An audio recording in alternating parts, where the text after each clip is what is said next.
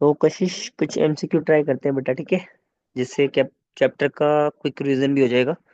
जैसे first question देखो, the shining finish off wall after the white wash is because of. तो हमें पता है अगर हम कभी भी वाइट वॉश करवाते हैं, कुछ टाइम के बाद जो हमारी दीवार होती हैं वो शाइन करना शुरू कर देती हैं, चमकना शुरू कर देती हैं। तो उसका रीजन क्या होता है बताओ।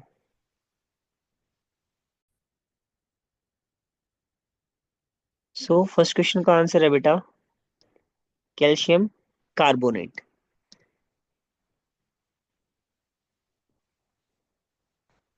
आप अपनी एनसीईआरटी बुक में डू यू नो दे रखा है बेटा, एक बार वो कॉन्सेप्ट पढ़ना। वहां लिखा हुआ है calcium carbonate is formed after 2 to 3 days of white washing and gives a shiny finish to the walls।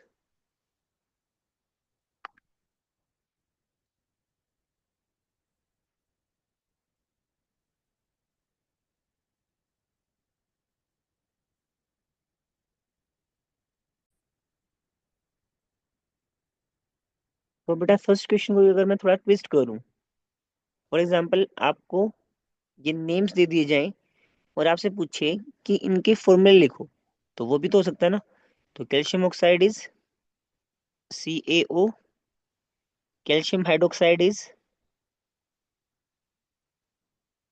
CaOH whole twice, calcium carbonate is CaCO3, और ये बहुत इंपॉर्टेंट है calcium phosphate. Calcium phosphate, calcium 2, phosphate पे -3 charge होता है, calcium में +2, cross multiply करो तो ये जाएगा CA3PO4 होल ट्वाइस।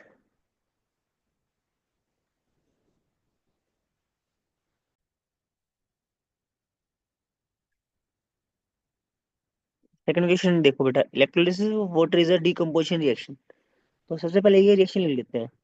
ये रिएक्शन होती है 2H2O gives you 2H2 gas plus O2 gas. हमें रेशियो निकालना है मोल्स का। तो यहाँ पे देखो हाइड्रोजन का कोफिशिएंट है 2, यहाँ पे ऑक्सीजन का कोफिशिएंट है 1।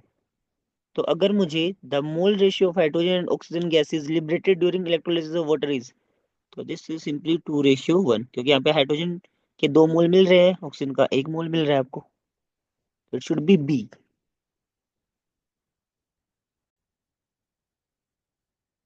बेटा ये जो क्वेश्चन नंबर सेकंड है ये बहुत इंपॉर्टेंट है। क्यों इंपॉर्टेंट है? क्योंकि ये एक एक्टिविटी बेस्ड क्वेश्चन है, और अब रिसेंट पैटर्न यही है कि एक्टिविटी बेस्ड क्वेश्चंस बहुत पूछे जाते हैं। ठीक है, तो एक्टिविटीज को बहुत ध्यान से पढ़ना है आपको। क्लियर?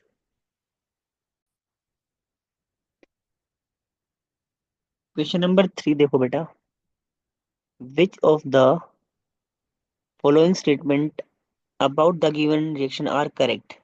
तो सबसे पहले तो इन क्वेश्चन का ये ध्यान रखना, करेक्ट पूछ रहे हैं या इनकरेक्ट। ठीक है,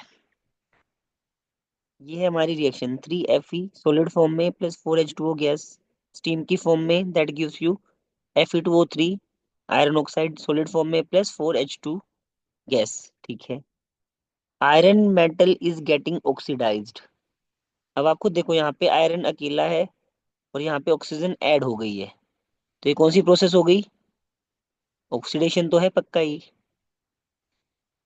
यहाँ से ऑक्सीजन हो गई है रिमूव, तो ये क्या हो गया? रिडक्शन। क्योंकि हमें सिंपल डेफिनेशन तो पता होनी चाहिए।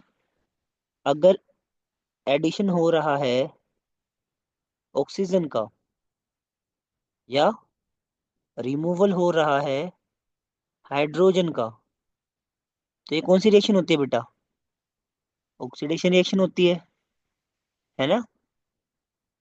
और अगर रिमूवल हो रहा है ऑक्सीजन का और एडिशन हो रहा है हाइड्रोजन का, तो कौन सी रिएक्शन हो जाएगी? रिडक्शन। सही बात है ना।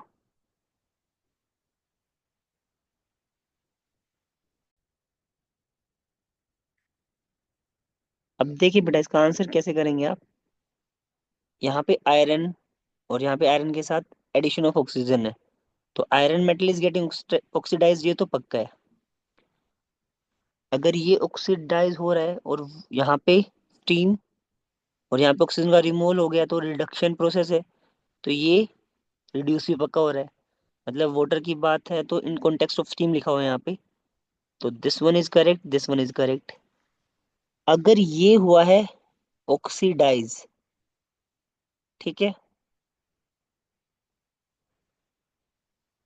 तो किसने ऑक्सीडाइज किया होगा बेटा, इसने ऑक्सीडाइज किया होगा। So it should be this one, water is acting as an oxidising agent, क्योंकि ऑक्सीडाइजिंग एजेंट खुद तो होता है रिड्यूस, और जो इसका दूसरा रिएक्टेंट होता है उसको करता है ऑक्सीडाइज। ठीक है, तो ऑप्शन शी इज करेक्ट।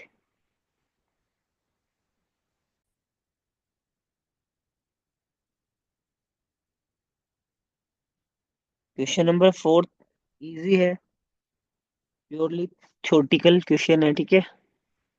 अगर आपने थ्योरी ध्यान से पढ़ी है, in order to prevent the spoilage of potato chips, they are packed in plastic bags containing the gas nitrogen gas, ठीक है, दिस इज करेक्ट। अब ये फिफ्थ क्वेश्चन पढ़ गया, अब the process of respiration is.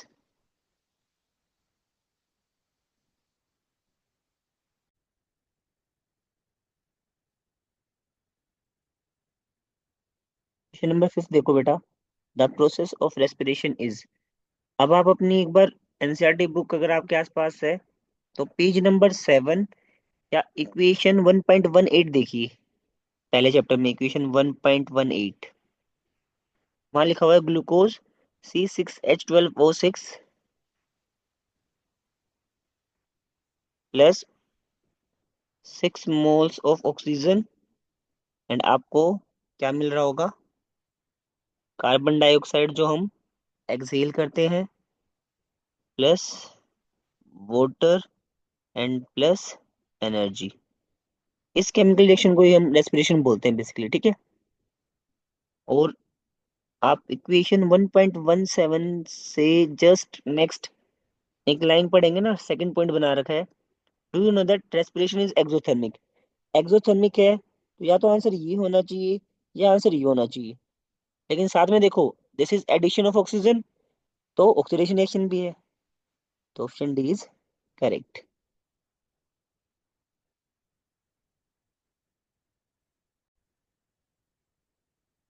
देखिए बेटा, ये हमारी एनसीईआरटी बुक हो गई, कैसे वो पांचों क्वेश्चन डिजाइन कर रखे हैं देखो।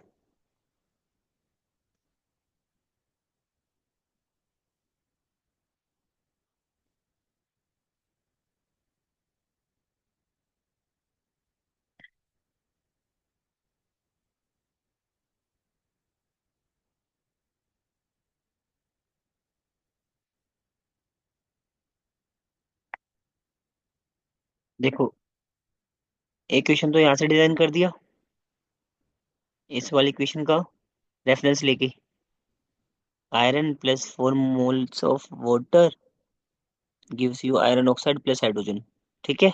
एक तो इस इक्वेशन से बना लिया, ठीक है, फर्स्ट, मतलब सीक्वेंसिंग मुझे याद नहीं है, एक तो ये होगा, ठीक है। नेक्स्ट देखो,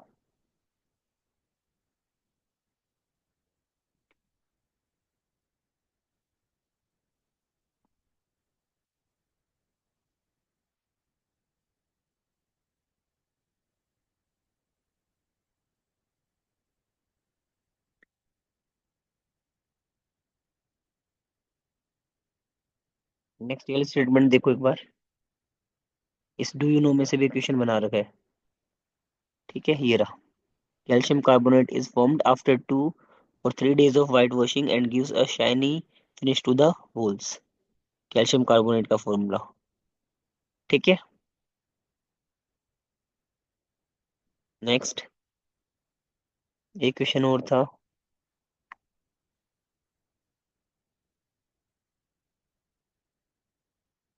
बेटा आप हाईलाइट बाद में करना एक बार। हम्म ये क्वेश्चन ये रहा। Do you know that respiration is an exothermic process? The special name of this reaction is respiration. Respiration की केमिकल रिएक्शन ये होती है। और यहाँ पे देख सकते हो आप, एडिशन ऑफ ऑक्सीजन हो रहा है, तो ऑक्सीडेशन रिएक्शन भी है ये, ठीक है। तीन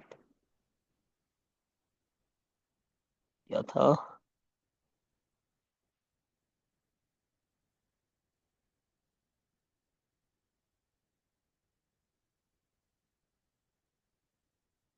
हम्म, एक किस एक्टिविटी से बना दिया था,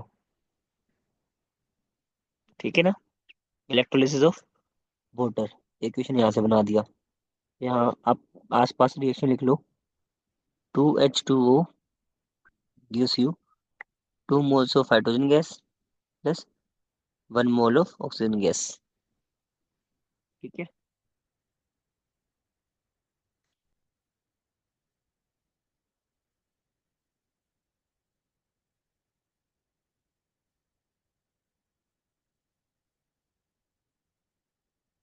नेक्स्ट इक्वेशन रेंसिडिटी वाले टॉपिक से उठा रखा है। रेंसिडिटी लास्ट में है।